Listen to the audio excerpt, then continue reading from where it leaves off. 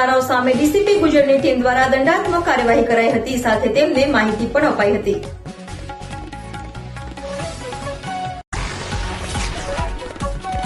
સુરતમાં વાહનોમાં white light લગાવનારા લોકો સામે પ્રથમ વખત કાર્યવાહી કરવામાં આવી હતી. ડીસીપી વિજયસિંહ ગુજરની ટીમ દ્વારા દંડાત્મક કાર્યવાહી કરવામાં આવી હતી.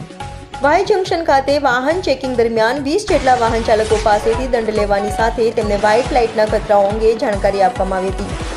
પ્રત્યેક વાહન ચાલક પાસેથી 500 રૂપિયાના દંડની વસૂલાત કરવામાં આવી હતી. વ્હાઇટ લાઇટના કારણે અકસ્માતો થતા હોય, જેથી અકસ્માતોને ઘટાડવાના હેતુથી આ કાર્યવાહી કરવામાં આવી હતી.